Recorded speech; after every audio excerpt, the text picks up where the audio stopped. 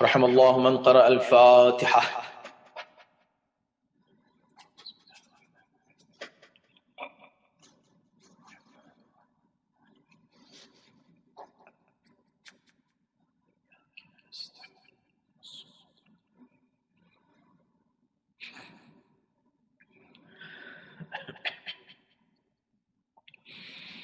أعوذ بالله السميع العليم من الشيطان اللعين الرجيم. بسم الله الرحمن الرحيم.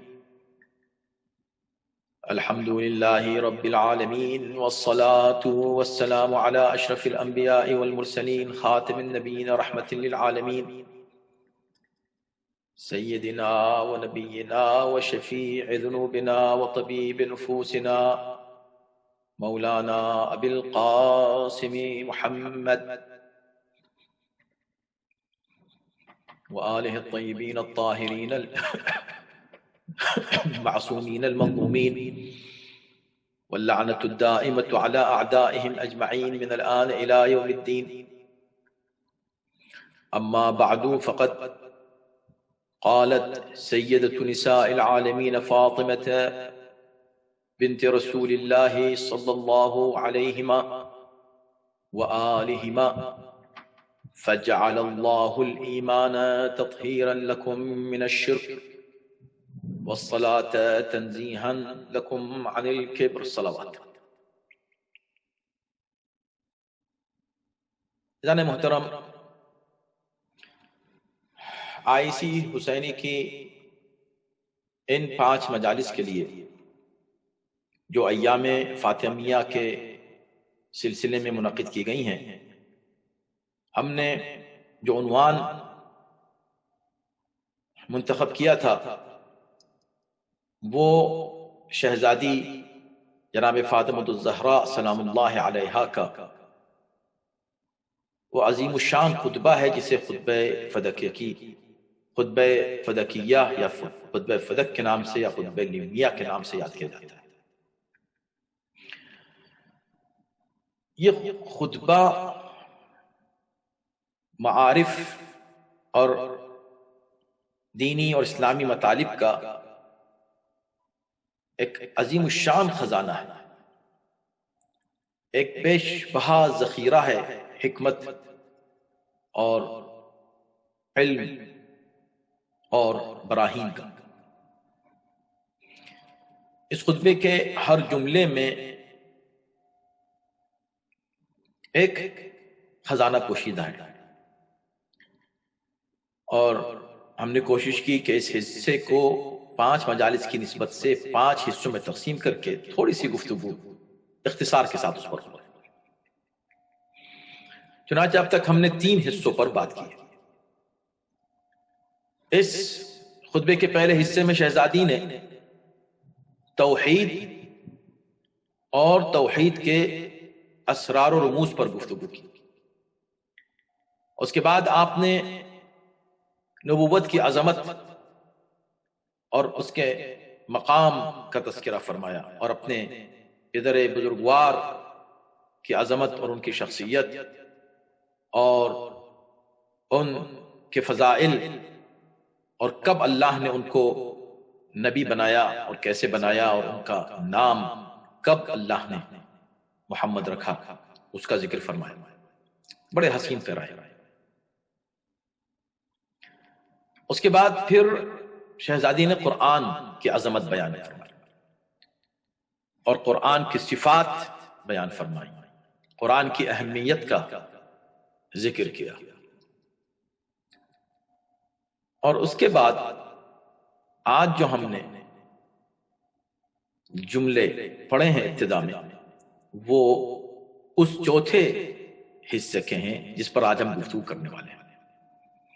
یہ ایک حصہ ہے جس میں شہزادی نے احکام شریعت میں سے ایک ایک حکم کا ذکر کر کے ایک ایک لفظ یا ایک ایک جملے میں، چھوٹے سے جملوں میں، ان کی حکمت اور مصلحت بیان فرمائی. اللہ نے کیا چیز کیوں واجب قرار دی، کیا چیز کیوں حرام قرار دی.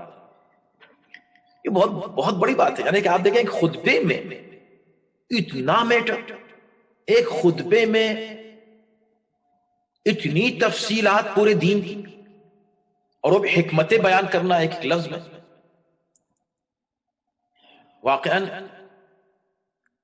یہ فصاحت و بلاغت اور علم و حکمت کا گویا آخری مرحلہ کسی ایک انسان کے لیے ہو سکتا ہے، ایک عام انسان کے لیے تصور کے لیے۔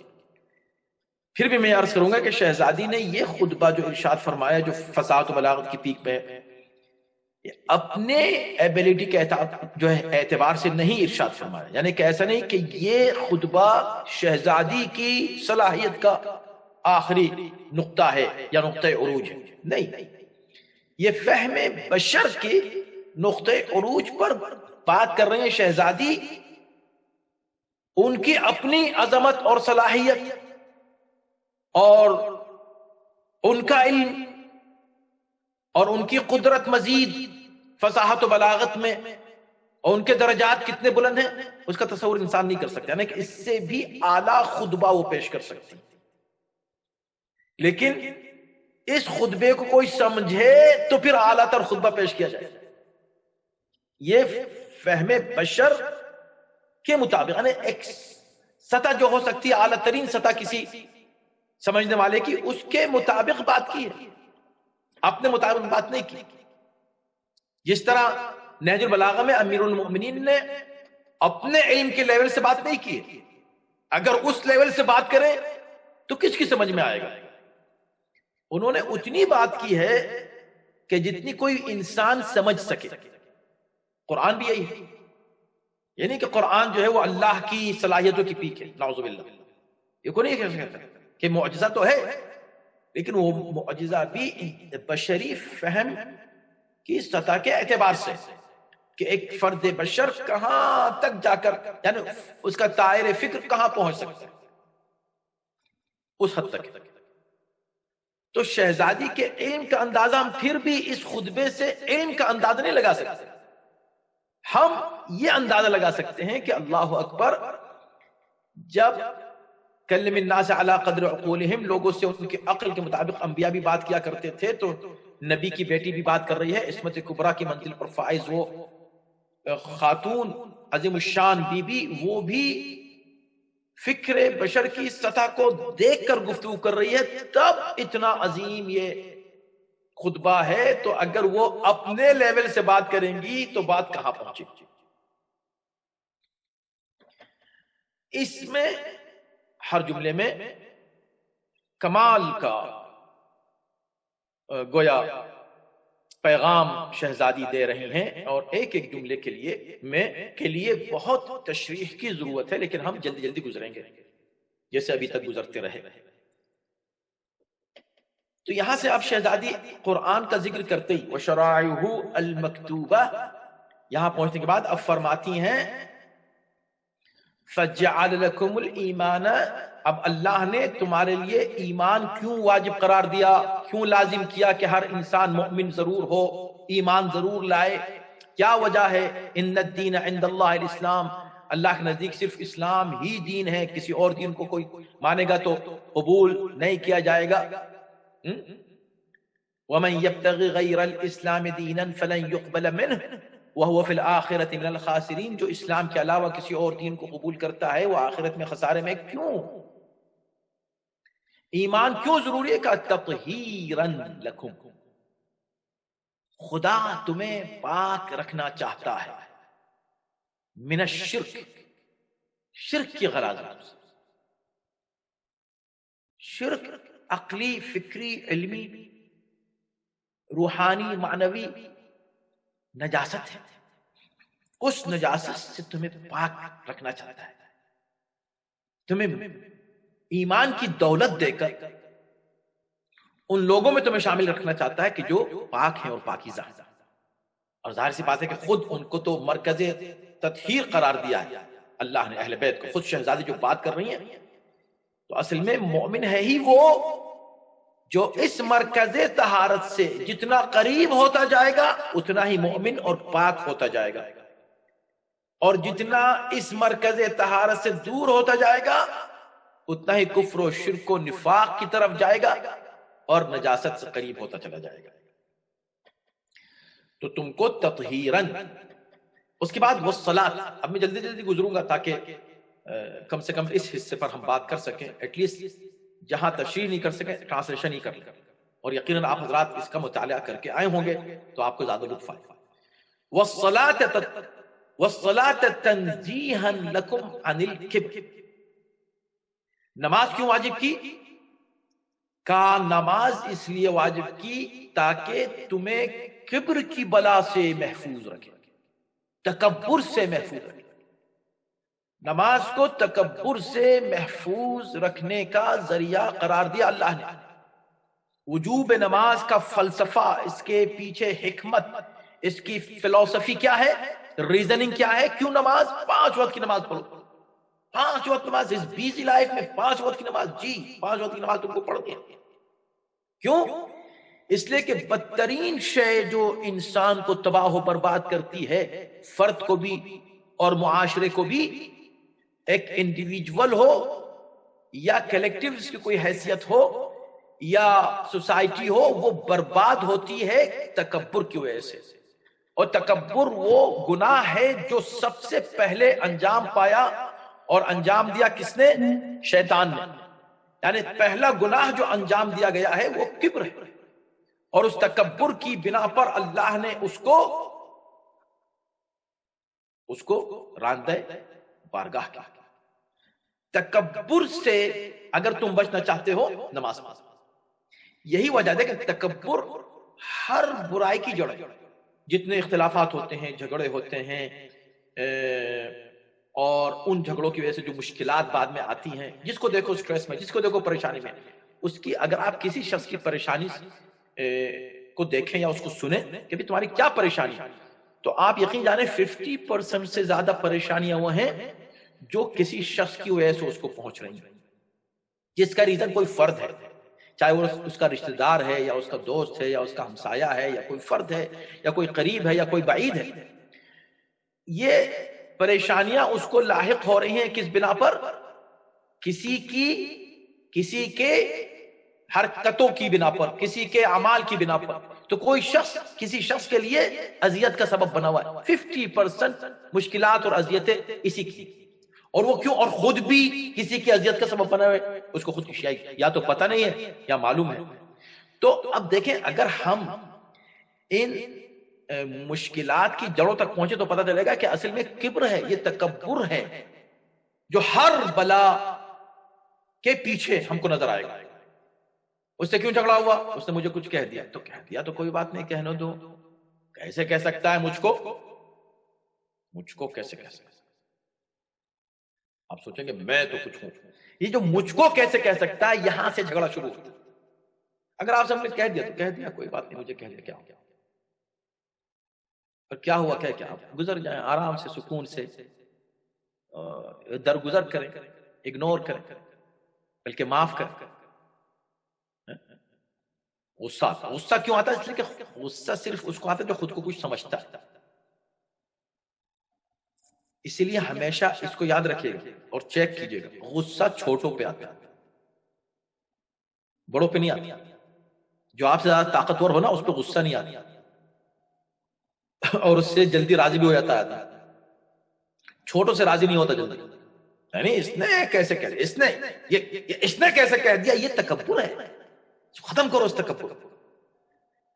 نماز اس لیے اللہ نے واجب کی کہ تکبر ختم. اب ایک مشکل آئی، نماز جسے اللہ نے تکبر سے بچانے کے لیے رکھا تھا، اب یہ نماز کا بھی تکبر کا ذریعہ بنا دیتا ہے شیطان. اب نماز پڑھنے لگے تو اب ہر ایک کو بے نمازی سمجھ رہے ہیں، ہر ایک کو کمتر سمجھ رہے ہیں. ہم بس بڑے پرہیزگار ہیں، ہم بڑے نماز پڑھنے والے ہیں، باقی تو سب لوگ بالکل بیکار. یہ شیطان دماغ میں ڈالتا ہے. اس لیے ضروری ہے کہ انسان نماز ادا کرے. قرآن کہہ رہا ہے ان الصلاة تنہا عن الفحشاء والمنکر. نماز ہر برائی سے بچاتی ہے، ہر منکر سے بچاتی ہے، فحش باتوں سے بچاتی ہے، ناروا کردار سے محفوظ رکھتی ہے انسان کو اور گفتار سے. کیا چیز؟ نماز. اور آپ کہیں وہ فلاں نمازی ہو تو بڑا بد اخلاق ہے. بد اخلاق اس لیے کہ اس نے نماز ٹھیک سے پڑھی نہیں ہے.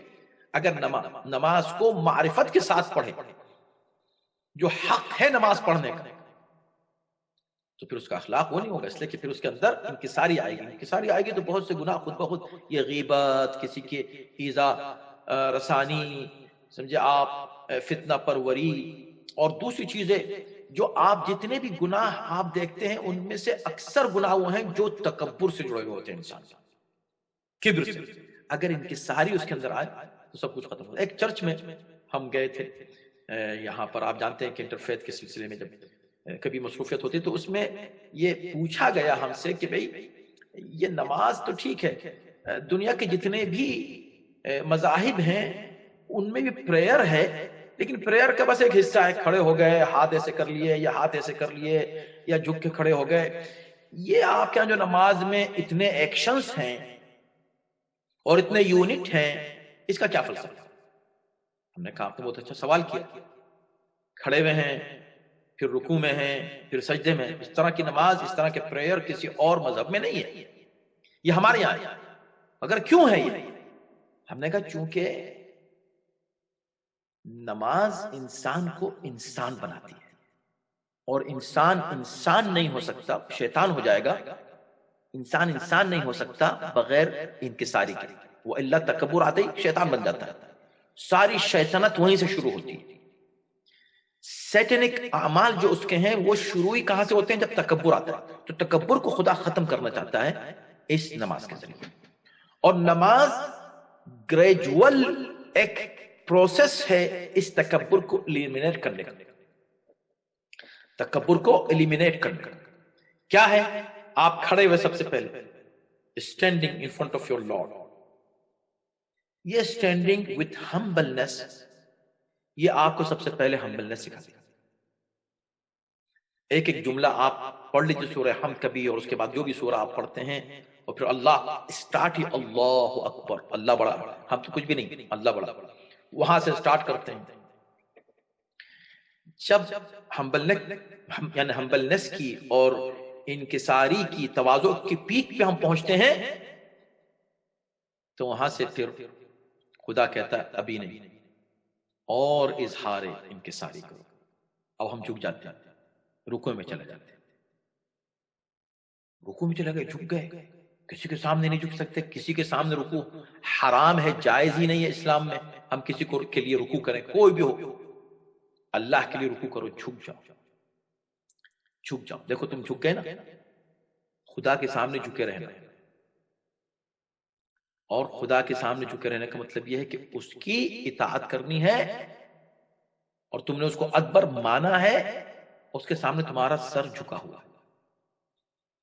اب رکوع میں چلے گئے، خدا نے کہا نہیں ابھی انکساری کی پیک نہیں آئی. اب پھر ہم سجدے میں چلے جاتے ہیں. اب سجدہ وہ مقام ہے کہ اس سے آگے انسان اظہار تواضع کر ہی نہیں سکتا، اس لیے کہ پیک آخری منزل ہے کہ اپنے جسم کے بلند ترین مقام کو، جس کو پیشانی کہتے ہیں، اسے پسترین جگہ جو کہ زمین ہے، اور زمین سے نیچے وہ کوئی چیز نہیں ہے، اور اس کے اوپر اس پیشانی کو رکھ دیتا ہے کہ جس کے لیے وہ پوری دنیا میں سب کچھ کر لیتا ہے، اپنی عزت کے لیے، اپنی سر بلندی کے لیے. سر بلندی یہاں پر پسترین مقام پر یہ سر رکھ دیتا ہے. اس سے آگے اب تواضع نہیں ہو سکتی. جب انسان تواضع کی اس منزل پر پہنچ جائے، خدا کو اس طرح سجدہ کر لے، اب اس سے کوئی گناہ نہیں ہونا چاہیے، اب اس سے کوئی ظلم نہیں ہونا چاہیے، اس کے پاس تکبر کا شائبہ بھی نہیں آنا چاہیے.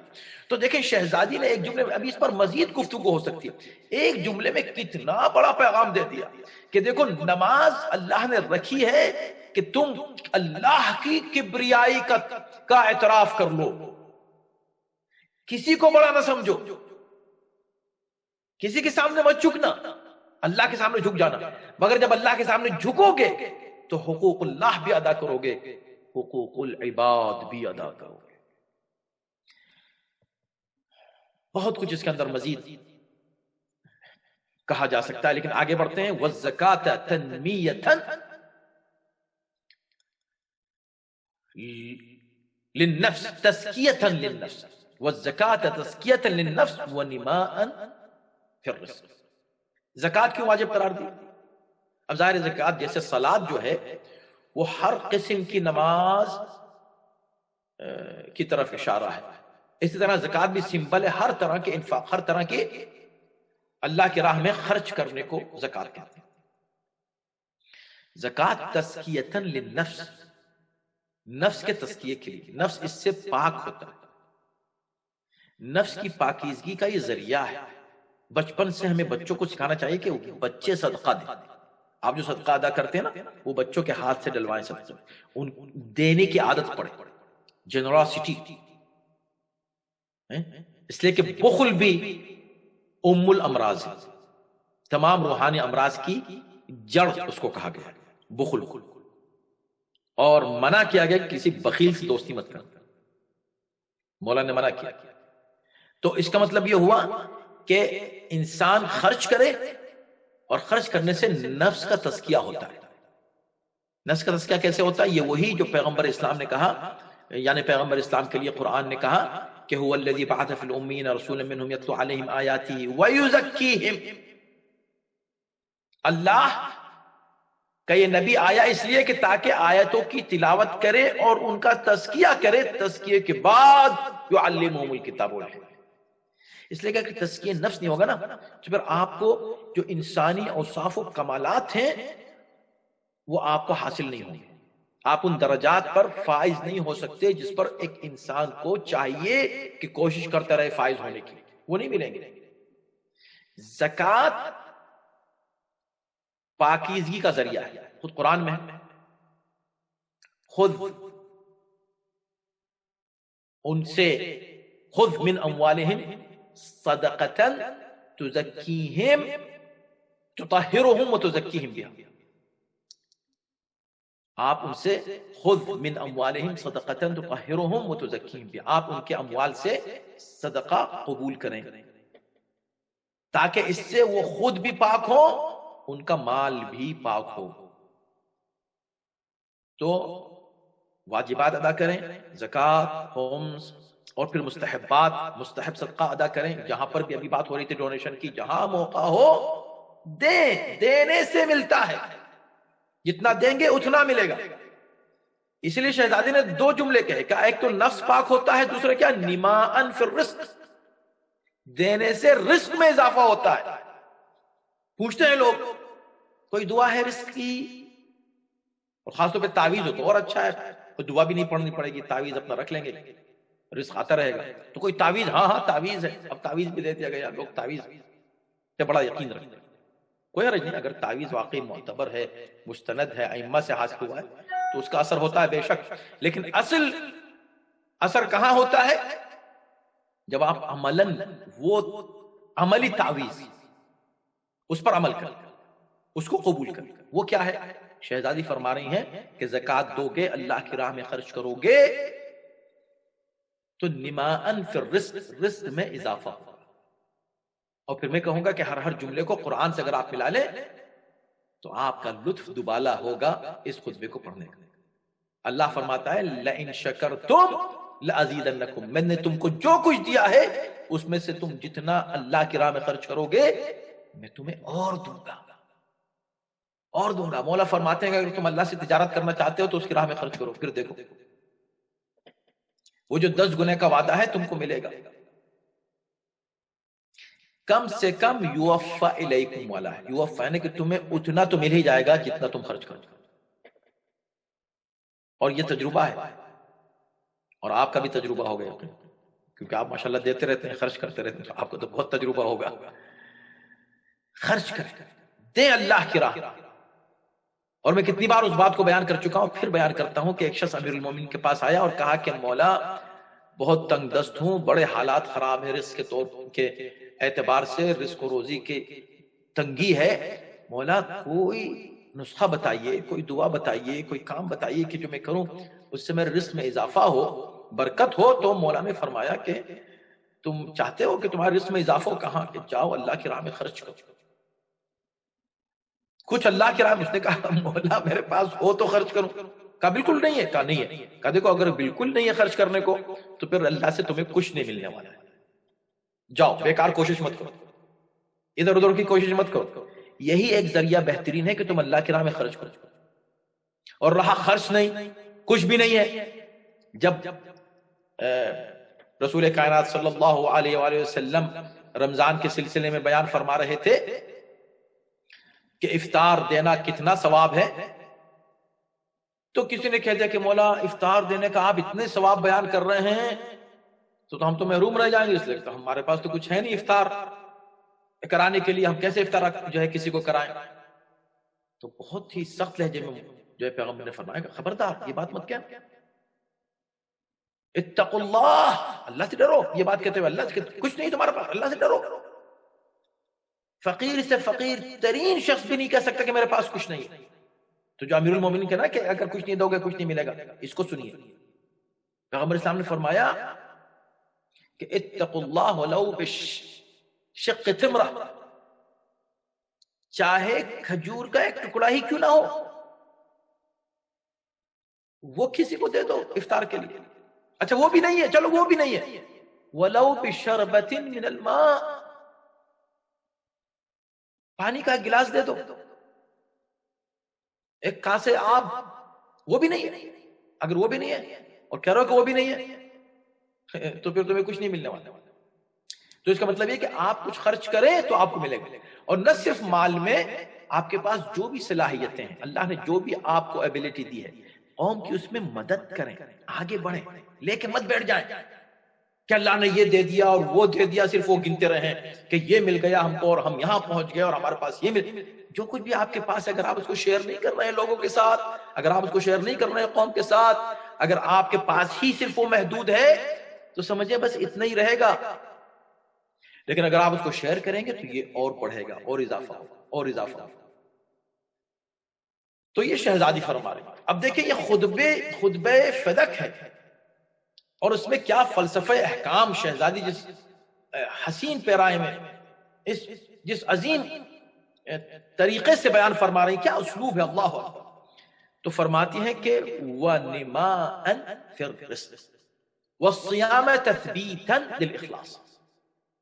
اور روزہ کیوں واجب کیا؟ تثبیتاً للإخلاص، تاکہ خلوص انسان کا، اخلاص ثابت ہو جائے. لیکن نماز کے لیے نہیں کہا کہ تاکہ اخلاص ثابت ہو جائے، زکوٰۃ کے لیے نہیں کہا کہ تاکہ خلوص. اب انسان کوئی کام کرے خلوص یعنی فی سبیل اللہ. خلوص کیا مطلب؟ صرف اللہ کے لیے کام کرنا چاہیے. اور واقعاً بڑی برکت ہوتی ہے اس کام میں، اور کامیابی انسان کو حاصل ہوتی ہے اس کام میں جو کام اللہ کی خاطر انسان انجام دیتا ہے. فی سبیل اللہ جو بھی کرے گا اس میں برکتیں ہی برکتیں ہوں گی، اس میں کامیابی ہی کامیابی ہوگی. اللہ کے لیے کرے گا. ہر عمل میں ریاکاری کا کوئی نہ کوئی شائبہ آ جاتا ہے، دکھاوا، یہ اس لیے کر رہے ہیں، یہ اس لیے کر رہے ہیں. شہزادی فرما رہی ہیں کہ روزہ اللہ نے صیام صوم اس لیے واجب کیا تاکہ انسان کا خلوص ثابت ہو جائے. یہ خلوص ہے نہیں، صرف اللہ کے لیے کیا. سبحان اللہ. اور اس کو میں خود کئی بار عرض کر چکا ہوں انہی معصومین ہی کے فرامین کی روشنی میں کہ روزہ وہ عمل ہے کہ جس میں کوئی انسان شو آف نہیں کر سکتا، جھوٹ بول سکتا ہے. یعنی کہیں آ گیا جھوٹ بول رہا کہ میں روزے سے ہوں، زبردستی دکھانا چاہ رہا کہ میں روزے سے نہیں، میں نہیں کھاؤں گا، میں تو روزے سے ہوں. یہ جھوٹ ہوا، یہ شو آف نہیں ہے. شو آف ہوتا ہے عمل کا. آپ رکوع کر رہے ہیں تو یہ شو آف ہے، دکھا رہے ہیں دیکھو میں کیسے رکوع کر رہا ہوں، لیکن رکوع نظر آ رہا ہے. لیکن روزہ کسی کو نظر نہیں آ سکتا، تو آپ شو آف کیسے کریں، شو کیسے کریں؟ روزے میں شو آف نہیں ہو سکتا. آپ اکیلے ہیں گھر پہ، اگر آپ واقعی روزے پہ ہیں، یعنی آپ روزے سے ہیں، آپ گھر میں اکیلے ہیں، کوئی وہاں پر نہیں ہے، کوئی دیکھ نہیں رہا ہے، آپ کو پیاس لگی، شدید پیاس، ایک گھٹ پانی پی لیجیے، کون دیکھ رہا ہے؟ باہر نکلیے، پھر کہہ دیجیے میں روزے سے. لیکن آپ نہیں پی رہے ہیں. یہ کیوں نہیں پی رہے ہیں؟ یہ اخلاص ہے. تو روزے میں خلوص، فی سبیل اللہ کام کرنے، صرف اللہ کے لیے کام کرنے کی ٹریننگ ہوتی ہے. یہ جو ہے روزہ. تو شہزادی نے بہت ہی بہترین طریقے سے یہ بات فرما دی کہ وہ صیام تثبیتا للاخلاص. اللہ بھی فرماتا ہے الصوم لی، حدیث قدسی میں اللہ فرماتا ہے حدیث قدسی میں کہ روزہ میرے لیے ہے، ایک بندہ روزہ صرف میرے لیے رکھتا ہے، الصوم لی وانا اجزی علیہ، اور میں ہی اس کی جزا دوں گا۔ کیا مطلب؟ یعنی کہا کہ بھئی نماز پڑھو گے تو یہ جزا ملے گی، حج کرو گے تو یہ جزا ملے گی، زکوٰۃ دو گے تو یہ ملے گا، روزہ رکھیں تو کیا ملے گا؟ کہا بس میں دوں، کیونکہ تم نے میرے لیے رکھا ہے نا، بس میں دوں۔ اور اس جملے کے ایک اور طریقے سے پڑھا جاتا ہے وَأَنَا أُجْزَى عَلَيْهِ، اس کی جزا میں خود ہوں، الصوم لی وَأَنَا أُجْزَى عَلَيْهِ، روزہ میرے لیے ہے اور میں ہی اس کی، یعنی کیا ہوگا اگر تم روزہ رکھو گے کیا جزا ملے گی؟ میں ملوں گا، میں تم کو مل جاؤں گا، اللہ مل جائے گا۔ اب اگر اللہ مل گیا تو امام حسین فرماتے ہیں یا اللہ جسے تو مل گیا اس نے کیا کھویا، اور جس نے تجھے کھو دیا اسے کیا ملا؟ یہ جو بیچارے دنیا داری میں پڑے رہتے ہیں ہر وقت، نہ ان کے پاس نماز جماعت میں شرکت کا وقت ہے، ہفتے میں ایک بار جمعے کی نماز بھی نہیں بیزی ہیں، مجلس آ گئی تو نہ دیکھ لیں گے، موقع ہو تو چلے جائیں گے، سن لیں گے، کر لیں گے، فرصت نہیں ہے۔ کس زندگی میں پڑے ہو جس میں تمہارے لیے ان دین کی باتوں کے لیے فرصت نہیں ہے، اللہ کے لیے فرصت نہیں ہے، مولا کے لیے فرصت نہیں ہے؟ کیا حیات کی زندگی کا مقصد تمہاری کچھ ہے؟ کوئی پرپس ہے؟ یا دوڑتے دوڑتے دوڑتے دوڑتے اس وجہ کہ اس کے بعد پھر وہاں ہوش آئے گا جب قبر سامنے نظر آئے گی، وہاں دیں گے ارے جیسے مولانا نے فرمایا الناس نیام اذا ماتوا انتبہوا، لوگ سو رہے ہیں جب مر جائیں گے تو جاگیں گے، تم مر کے جاگو گے؟ ابھی جاگ جاؤ۔ تو جانے محترم، شہزادی نے ہر لفظ ہر حکم کا جو فلسفہ بیان کیا اس پر مزید غور کرنے کی ضرورت ہے، آپ حضرات خود اس پر توجہ کر سکتے ہیں مزید۔ والحج تشییدا للدین، حج کیوں واجب کیا؟ کہا دین کو مضبوط کرنے کے لیے، تاکہ دین اس سے قوی ہو جائے، مضبوط ہو جائے۔ کیسے قوی ہوگا؟ اس لیے کہ تمام حاجی جب اکٹھا ہوتے ہیں تو جو منظر حج کا ہے، واقعی اللہ نے حج کے نظام کو اس طرح رکھا ہے کہ سارے فرق دور ہو جاتے ہیں، وہاں جا کر جو تمہارے پیدا کردہ فرق ہیں سب ختم ہو جاتے ہیں، وہ صرف رہ جاتا ہے جو خدا نے تم کو بھیجا تھا، سب کو ایک جیسا بھیجا تھا، سب ایک ہی طرح واپس آؤ گے۔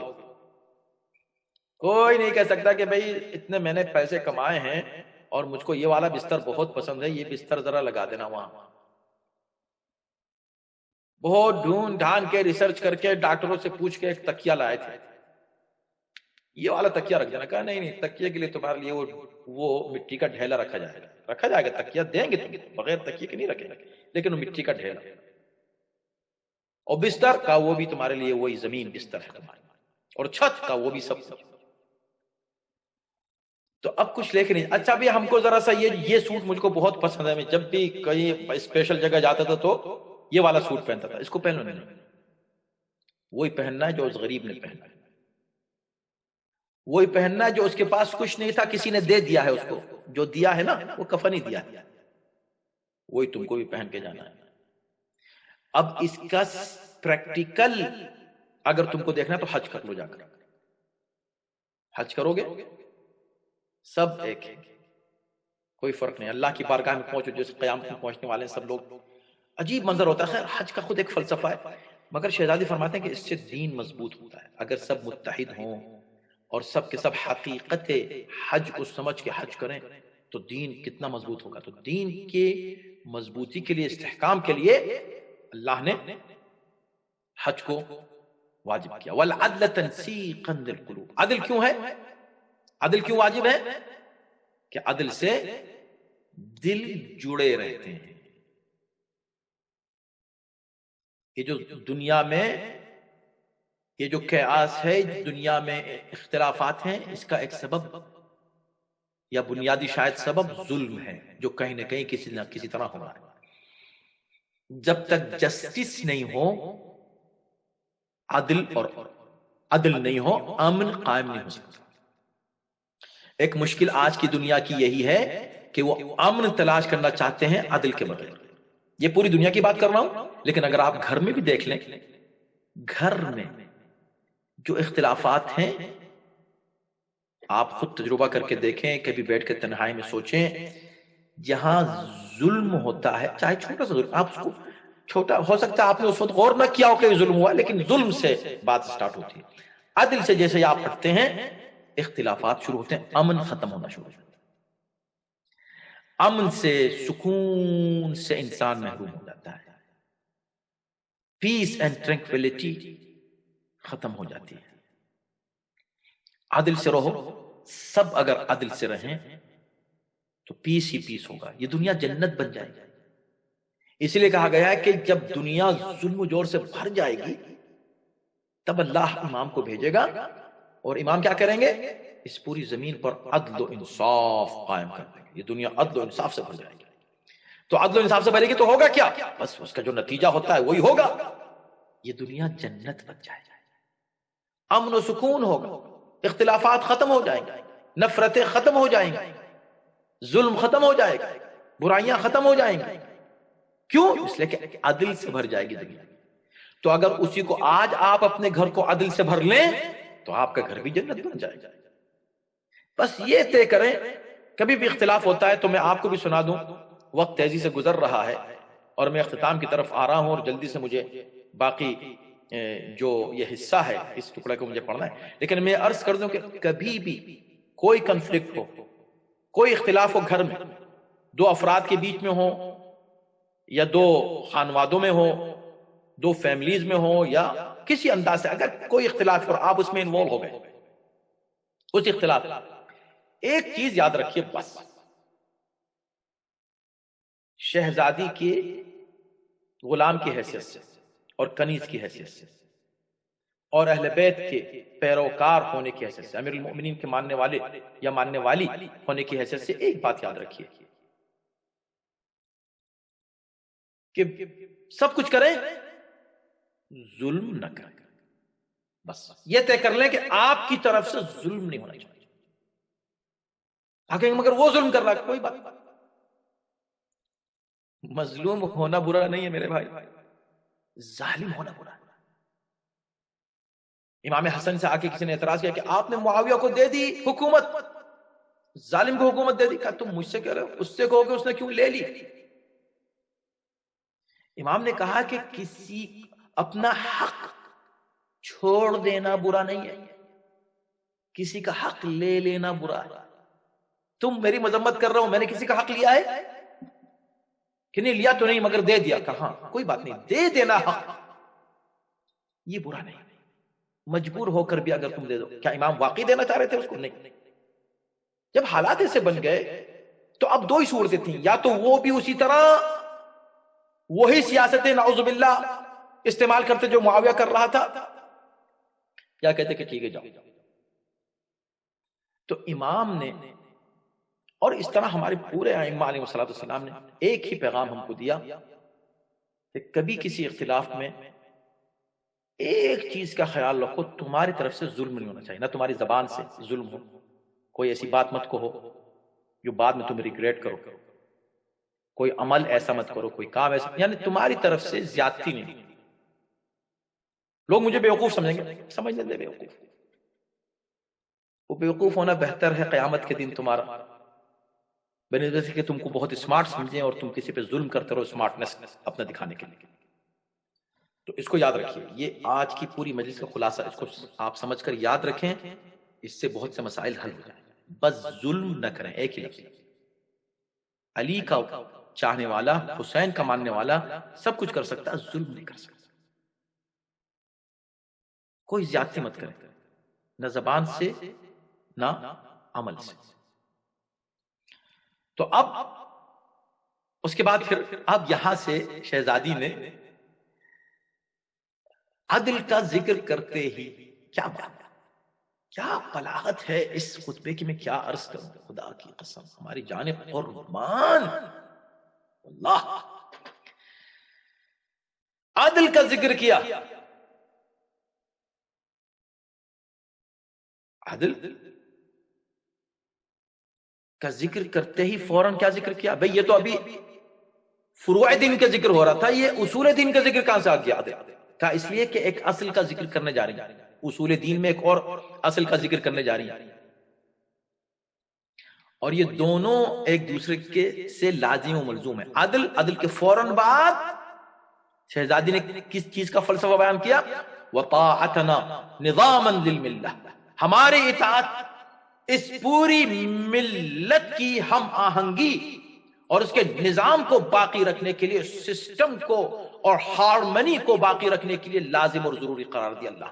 ہماری اطاعت آج جو کیس ہے، آج جو تم اس امت میں بد نظمی دیکھ رہے ہو، یہ جو نظام کی، سسٹم کی، آرگنائزیشن کی کمی تم کو نظر آ رہی ہے اس امت میں، یہ کیوٹک جو تم کو سچویشن دکھائی دے رہی ہے، اس کا سبب کیا ہے؟ کہ یہ ہماری اطاعت نہیں کر رہا۔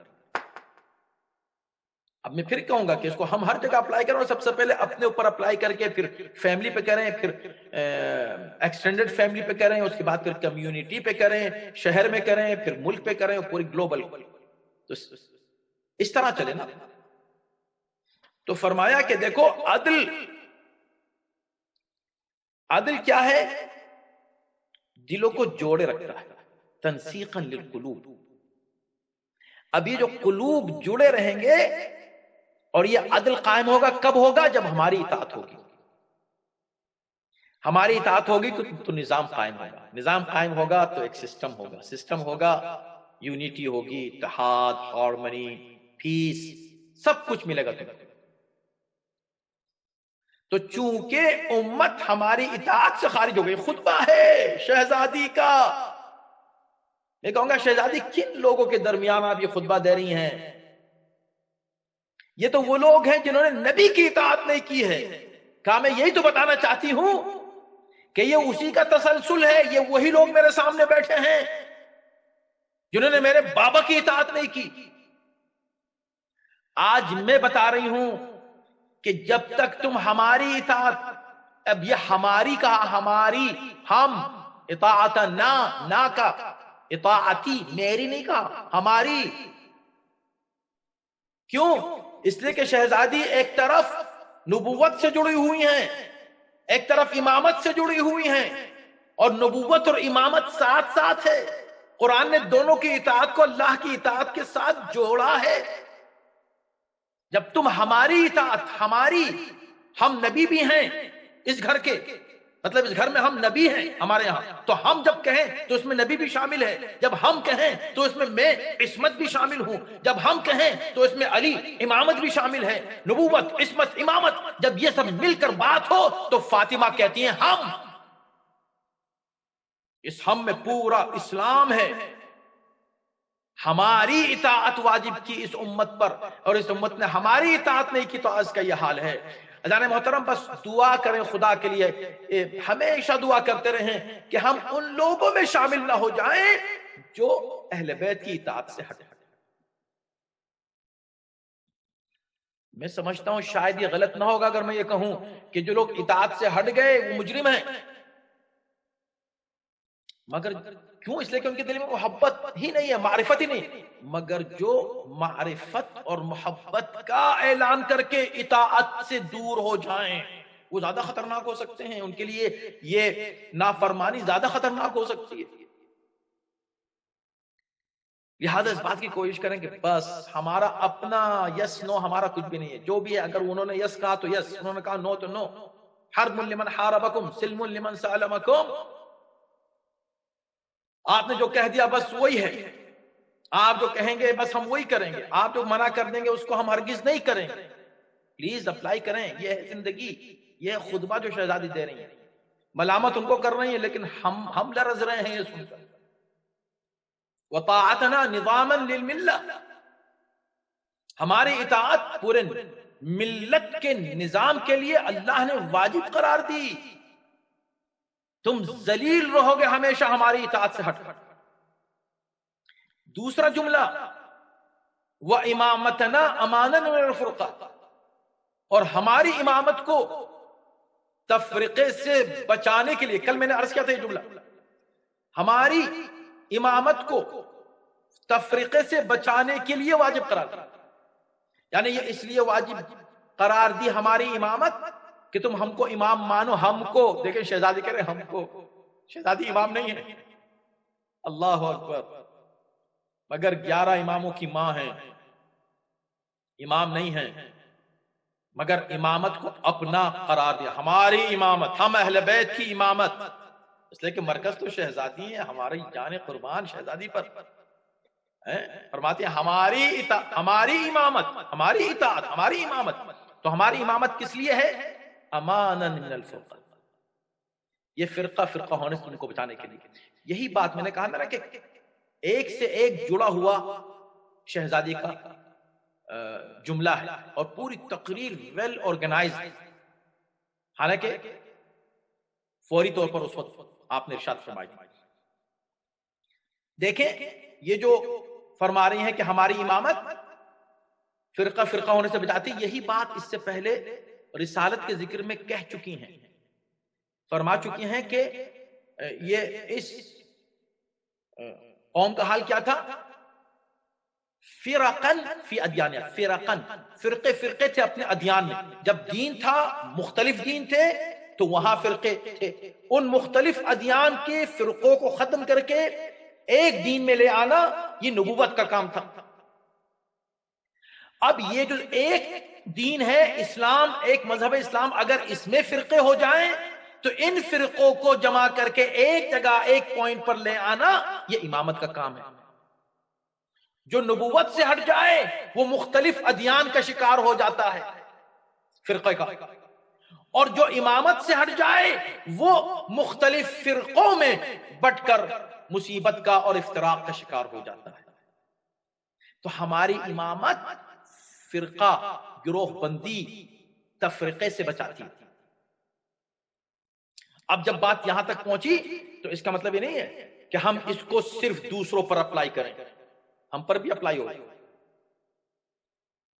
اب شیعوں میں کوئی افتراق نہیں ہونا چاہیے، اس لیے کہ شہزادی کہہ چکی کہ امامت تفریقے سے بچاتی ہے. جب امامت تفریقے سے بچاتی ہے تو ہم عملاً ثابت کریں کہ دیکھو جو امام کے ماننے والے ہیں ان میں آپس میں اختلافات نہیں ہیں. چھوٹے موٹے اختلافات کہاں نہیں ہیں، تو انسانی فطرت ہے. ان کو آپ کیسے برداشت کریں، کیسے ان مسائل کو حل کر سکتے ہیں. نو گروپنگ، یہ گروپ ہے اور وہ گروپ ہے اور وہ، کوئی گروپ نہیں ہے، بس امامت کا گروپ ہے. صرف ہم امام کے ساتھ ایک ہی فرقہ ہے، امام والا ناجی فرقہ. اب اس میں تھوڑا سا انڈرسٹینڈنگ کا ڈفرنس ہوتا ہے، فہم کا اور فہم کے لیولز کا ڈفرنس ہوتا ہے.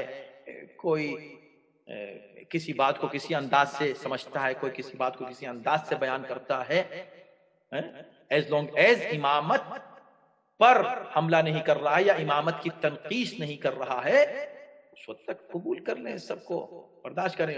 اور اگر آپ سمجھتے ہیں آپ بہت ہیں تو پھر آپ دوسروں پہ رحم کریں کہ وہ آپ سے کمتر ہے، اس کو سمجھانے کی کوشش کریں. لیکن امامت وہ ہے کہ جو فرقوں سے بچا، تفرقے سے بچا، تفرقے سے بچا. تفرقہ جہاں ہو سمجھ لیجئے کہ ان میں سے کسی نے امامت کو چھوڑا ہے. بس جلدی سے آگے بڑھ جاؤں اور گفتگو اختتام تک. والجہاد عزا للاسلام، جہاد اسلام کی عزت اور سربلندی کے لیے ہے، اپنی ذات کی سربلندی کے لیے نہیں. اپنے ایجنڈے لے کے جہاد کے نعرے لگا کے مت نکل. جہاد اسلام کے لیے، اور جو اسلام کے لیے کام ہوتا ہے فی سبیل اللہ، اللہ کے لیے ہوتا ہے. اور جو اللہ کے لیے ہوتا ہے جہاد کا مقصد حتی لا تکون فتنۃ، فتنہ ختم کرنے کے لیے، فتنہ برپا کرنے کے لیے نہیں ہے. فساد ختم ہوتا ہے اس سے، جہاد سے. فساد ہوتا نہیں ہے جہاد سے. تو اس کی تشریحات میں آپ جائیں اور لطف لیں. والصبر معونۃ علی استیجاب الاجر، اور صبر کو بھی واجب قرار دیا. کیوں؟ تاکہ صبر کے بعد انسان حقیقی معنی میں ثواب کا مستحق قرار پاتا ہے. ہر ایک کی تشریحات ہو سکتی ہیں بہت دلچسپ طریقے سے. میں نے تمام کیا اپنی گفتگو کو. میں جلدی سے جو حصہ تھوڑا سا رہ گیا اس کا ترجمہ کر دیتا ہوں، اب اس کی تشریح کا وقت نہیں. والامر بالمعروف مصلحۃ للعامہ، امر بالمعروف جو ہے وہ جس کمیونٹی سے ہٹ جاتا ہے وہ کبھی ترقی نہیں کر سکتی. اس میں مصلحت عامہ ہے. عوام کی بھلائی اسی میں ہے کہ امر بالمعروف اور نہی عن المنکر کرتے رہیں. وبر الوالدین وقایۃ من السخط، والدین کے ساتھ نیکی اور احسان اللہ نے کیوں واجب قرار دیا؟ تاکہ انسان قہر الہی سے بچے. کتنی احادیث ہیں کہ اگر ماں باپ ناراض ہو گئے تو خدا راضی نہیں ہو سکتا تم سے کبھی. کچھ بھی ہو، اگر یعنی یہاں تک جملے ہیں کہ وَإِن كَانَا ظَالِمَيْنِ، خبردار ماں باپ کے سامنے اف بھی نہیں کرنا. اف یہ تو قرآن نے کہا ہے، لیکن حدیث میں یہ کہ اگر ظالم ہے تب بھی کیوں؟ اس لیے کہ فوراً ارے ماں باپ نے ظلم کیا ہے نا، اس کے باوجود اف تم نہیں کر سکتے. پیریڈ. والدین کے لیے فرماتی ہیں کہ اس لیے والدین کے ساتھ نیکی اور احسان واجب قرار دیا تاکہ غضب الہی سے، سخط الہی سے انسان محفوظ رہے. وصلۃ الارحام من ماتن فی العمر ومن ماتن للعدد. صلہ رحم، رشتہ داروں کے ساتھ حسن سلوک، آپس میں صحیح تعلقات رکھنا. کیا حال ہے اس وقت رشتہ داروں میں؟ دیکھیں آپ، بھائی بھائی کا کیا حال ہے، بہن بہن کا کیا حال ہے، بہن بھائیوں کا کیا حال ہے، اور ان لاس کا تو کچھ کہنا ہی نہیں ہے، حالانکہ وہ بھی رشتے قائم ہو جاتے ہیں اس سے. یہ رشتہ داروں میں آپس میں کیا حالات ہیں؟ فرماتے ہیں کہ اللہ نے اس لیے واجب قرار دیا تاکہ عمر میں اضافہ ہو. جو صلہ رحم کرتا ہے اللہ اس کی عمر میں برکت دیتا ہے. وَمِن مَاتًا لِلْعَدَدِ، اور تمہاری سپورٹ، افرادی طاقت تمہاری بنتی ہے اس سے. اس کی بھی تشریح بہت ہے اور بہت کچھ ہے. وَالْقِصَاصَ حِقْنَ لِلْدِمَاء، قصاص کس لیے واجب کیا؟ تاکہ خون نہ بہے مظلوم کا، اور خون ریزی سے محفوظ رہے انسانیت، اس لیے قصاص کو اللہ نے واجب کیا. والوفاء بالنذر تعریضا للمغفرہ، جو نظر تم کرو، جو منت مانو، اس کو پورا کس لیے کیا جائے؟ تاکہ مغفرت تم کو اللہ کی حاصل ہو سکے. اس کے بعد پھر فرماتی ہیں کہ وتوفیۃ المکیال وموازین تغییرا للبخس، حکم دیا کہ عدل و انصاف کے ساتھ تولنا، کم فروشی نہیں کرنا. والنہی عن شرب الخمر تنزیہا عن الرزق. اور ظاہر ہے کہ ابھی تھوڑا سا صرف 2-3 جملے رہ گئے، میں اس کو کیوں چھوڑوں، میں اس کو پورا پڑھ دیتا ہوں آپ کے سامنے. کہ شراب خواری، شراب کو کیوں حرام قرار دیا؟ تاکہ تم کو رجس سے بچا جائے. اللہ، ایک مومن تو خیر دور تک بھی کبھی شراب کے قریب نہیں جا سکتا، اس لیے کہ شراب کو قرآن نے رجس کہا ہے، اور شہزادی وہ ہیں کہ جن کے لیے اللہ نے کہا ہے کہ تم سے رجس کو ہم نے دور رکھا ہے، اہل بیت سے دور رکھا ہے. تو اہل بیت والا تو کبھی استغفر اللہ شراب کے قریب بھی نہیں جا سکتا، سوچ بھی نہیں سکتا. رجس ہے، نجاست ہے. اور انشاءاللہ کوشش کریں کہ ہماری نسلیں بھی اس نجاست سے محروم رہیں، ہر طرح کی نجاست اور لعنت سے محروم رہیں. اس لیے کہ یہ پیغمبر اسلام نے 10 پر لعنت کی ہے شراب کے سلسلے میں.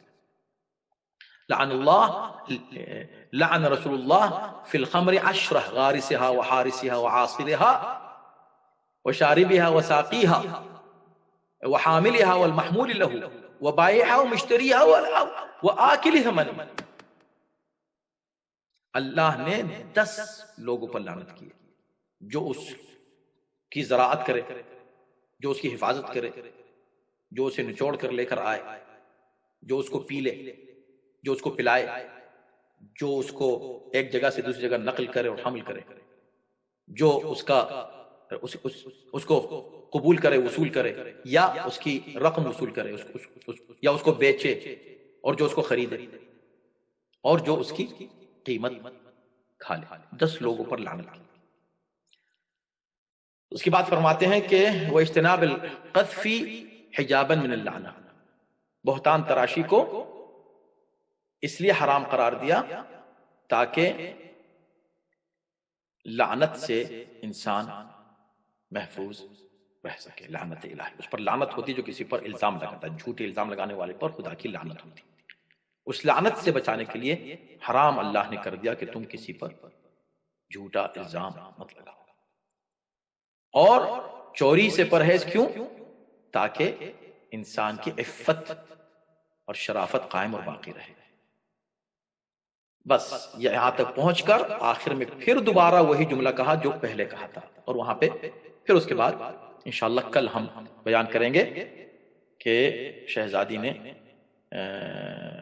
اس کے بعد پھر فرمایا ہے یہاں سے جملہ، یہاں حرم اللہ الشرک اخلاصا لہ بالربوبیہ، شرک کو اس لیے حرام قرار دیا تاکہ بس اخلاص ہو ربوبیت میں، صرف اللہ کی پرستش ہو، صرف اللہ کے لیے خالص ہمارے عبادت.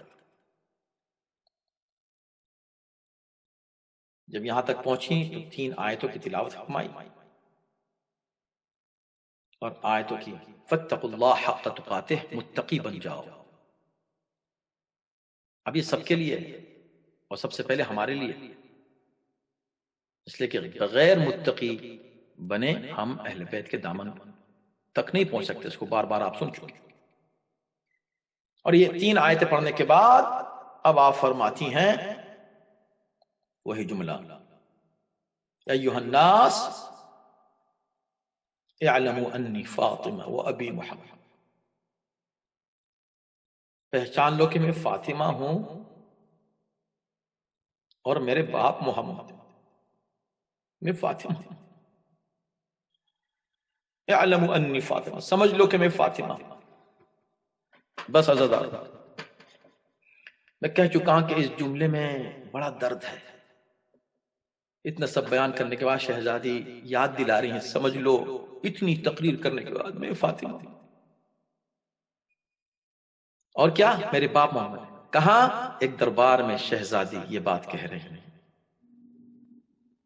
بہت درد کی بات ہے. وہ بی بی جو کبھی باہر نکلی نہیں.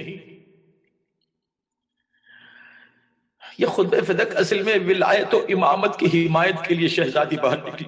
بہت بڑی قربانی دی، بہت بڑی قربانی. فدق کیا؟ فدق اگر 10 اس طرح کی زمینیں بھی شہزادی سے لے لی جاتی تو میں کہتا ہوں کہ شہزادی اس طرح کا اقدام نہ کرتی. یہ اقدام ہے ہی اس لیے، اور یہ پورا خطبہ بتا رہا ہے، حمایت ولایت کی ہے. کیونکہ دشمن نے بھی فدق لیا ہی اس لیے تھا کہ لوگوں کو اہل بیت سے دور کر دے، امیر المؤمنین کی ولایت سے دور کر دیا جائے. شہزادی بھی آئی ہیں تو اصل میں امیر المؤمنین کی حمایت میں آئی ہیں.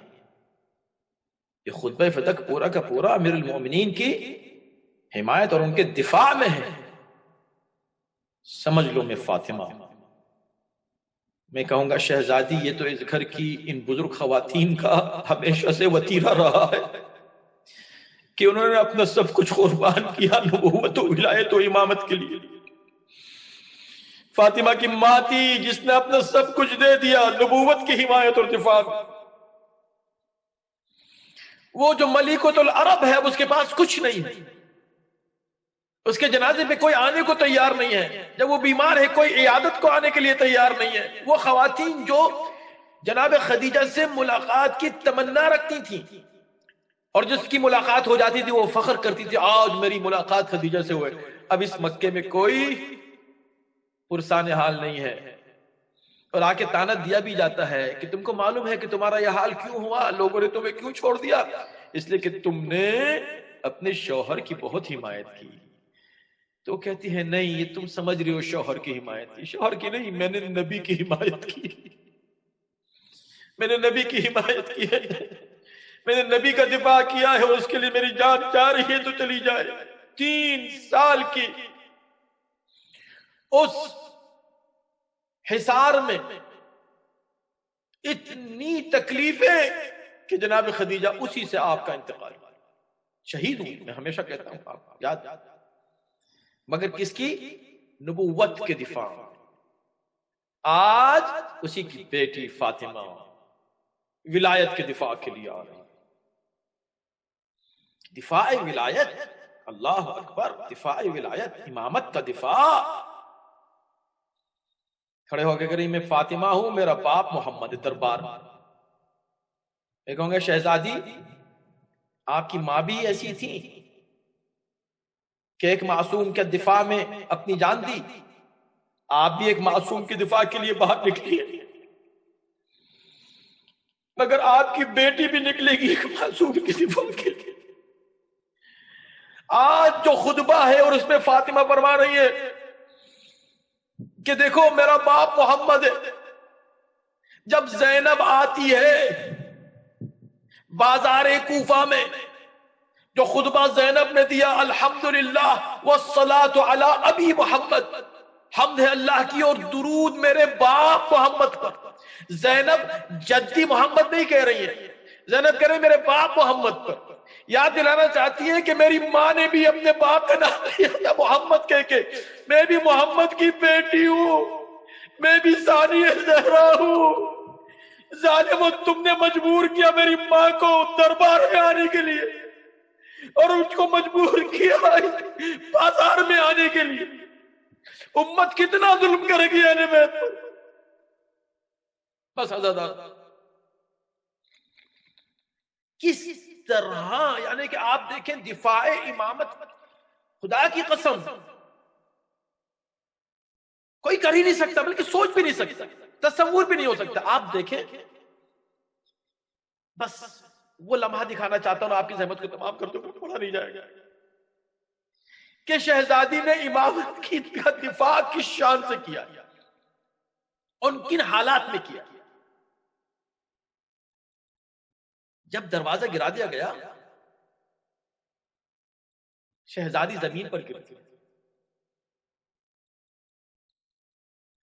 ظالم دوسرے دروازے سے آ کر امیر المؤمنین کو گلے میں رسی، معلوم ہے کہ صبر کریں گے، لے کر جا رہے، شہزادی کو نہیں پتا۔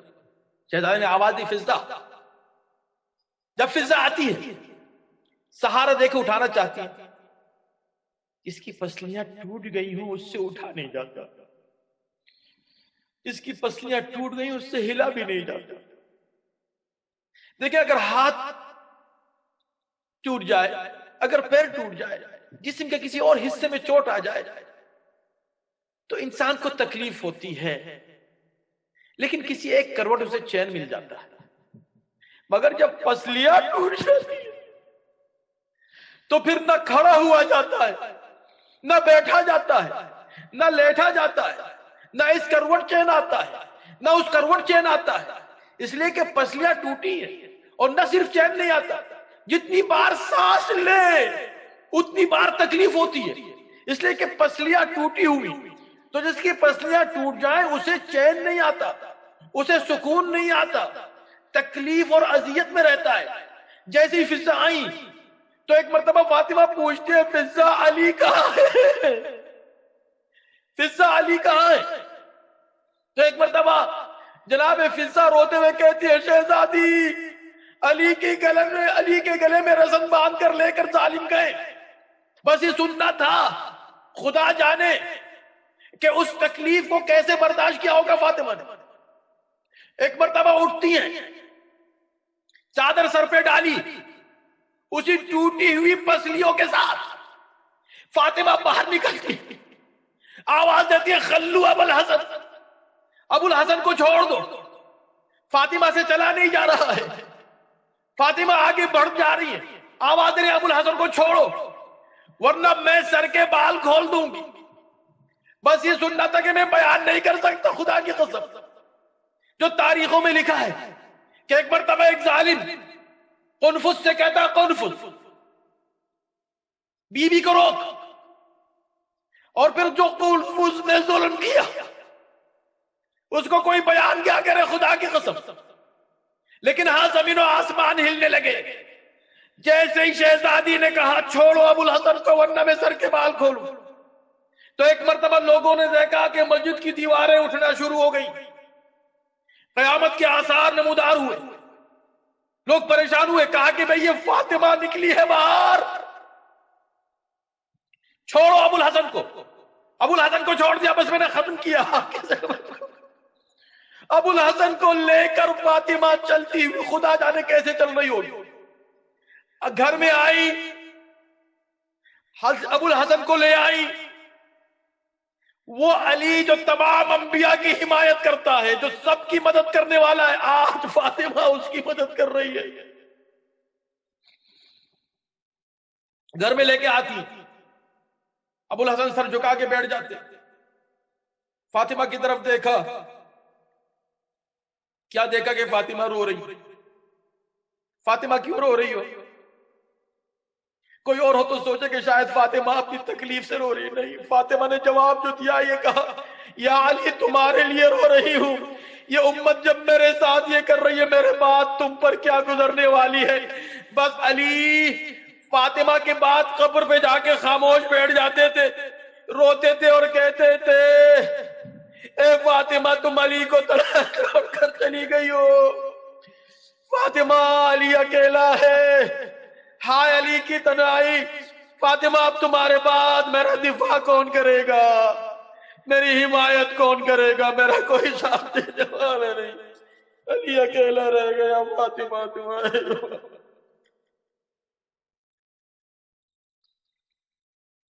وَسَيَعْلَمُ الَّذِينَ ظَلَمُوا أَيَّ مُنقَلِبٍ يَنقَلِبُونَ۔ پروردگار ہمارے عمل صالح کو قبول فرما، اس سے بہتر انداز ذکر لبے سننے سنانے کی توفیق کرامت فرما، ہر آفت و بلا سے محفوظ و محمود رکھ، جہاں جہاں اہل بیت کے چاہنے والے ماننے والے آباد و تمام سکون کرامت فرما، تمام مشکلات کو آسان فرما۔ جن حضرات بھی اس مجلس میں کسی طرح بھی حصہ لیا، خداوند ان کو اجر جزیل کرامت فرما۔ جو مومنین بیمار ہیں، خاص طور پر کووڈ-19 کی وجہ سے بیمار ہوئے، خداوند ان کو صحت و شفا عنایت فرما، امام زمانہ کے ظہور میں تعجیل فرما، ان کے آن و انصار میں داخل و شامل فرما۔ مات الحسین۔